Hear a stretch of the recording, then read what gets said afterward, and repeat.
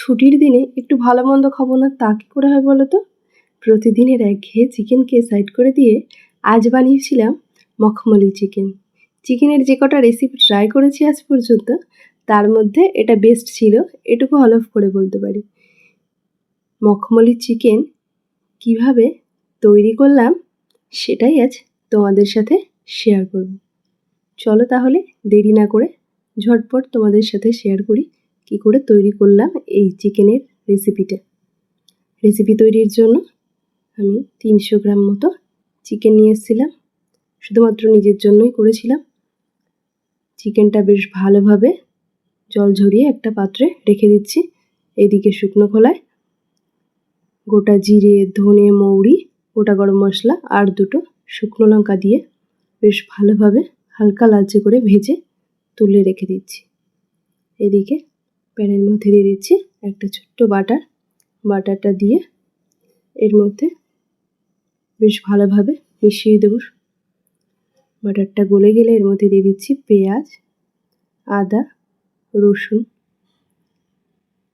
বেশ খানিকটা কাঁচা লঙ্কা, 6 থেকে 7টা কাঁচা লঙ্কা দিয়েছিলাম। এরপর এটা হালকা নেড়েচে এর মধ্যে দিয়ে দেবো ধনেপাতা, এর মধ্যে 1 চিমটি লবণ দিয়ে বেশ ভালোভাবে নাড়াচাড়া করতে হবে। নাড়াচাড়া করে হালকা ভাজা হয়ে এটা তুলে একটা পাত্রে সাইড করে রেখে দিচ্ছি।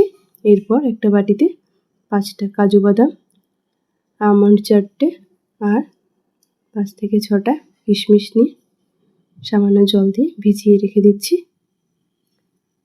এরপর আমন্ডের খোসা ছাড়িয়ে মিহি পেস্ট করে নিয়েছি। বাটারের প্যানে দিয়ে দিচ্ছি সাদা তেল দিয়ে দিচ্ছি জল ঝরিয়ে রাখা চিকেনটা দিয়ে বেশ ভালোভাবে হালকা হালকা করে উল্টে পাল্টে ভেজে নিতে হবে। মাঝে মাঝে ঢাকা দিয়ে রান্না করেছিলাম। এরপর ঢাকনা সরিয়ে আবারও বেশ খানিকক্ষণের জন্য এভাবে উল্টে পাল্টে ভেজে নিয়েছি। এর মধ্যে দিয়ে দিচ্ছি পরিমাণ মতো লবণ আর গোলমরিচ গুঁড়ো। লবণ গোলমরিচ গুঁড়ো বেশ ভালোভাবে চিকেনের সাথে মিশিয়ে আরও কিছুক্ষণের জন্য ভেজে নেব। এরপর এর মধ্যে দিয়ে দিচ্ছি ভেজে পেস্ট করে রাখা মশলা দিয়ে বেশ খানিকক্ষণ ধরে কষাতে হবে। ঢাকনাটা দিয়ে দিচ্ছি বেশ কিছুক্ষণের জন্য, 2 থেকে 3 মিনিট পর ঢাকনাটা সরিয়ে নিচ্ছি। একটু হালকা লেগে গেছিলো, একটু ঘন ঘন নাড়তে থাকতে হবে।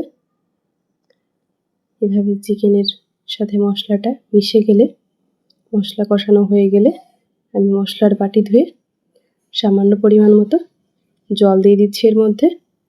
এরপর এটা বেশ কিছুক্ষণ ধরে এভাবে আবারও কষিয়ে নিচ্ছি।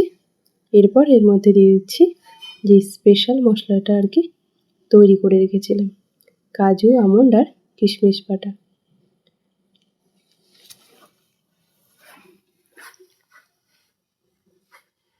বেশ খানিকক্ষণ ধরে এভাবে মিশিয়ে নিতে হবে চিকেনের সাথে।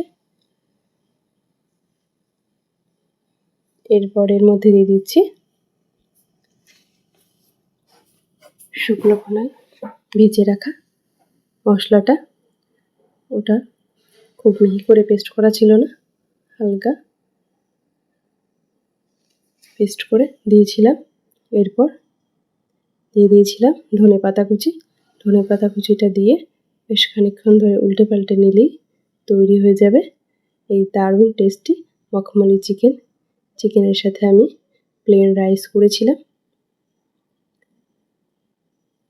এরপর খুব বেশি ওয়েট করার মতো সময় হাতে একদমই ছিল না সত্যি বলতে গেলে, এতটাই খিদে পেয়েছিল।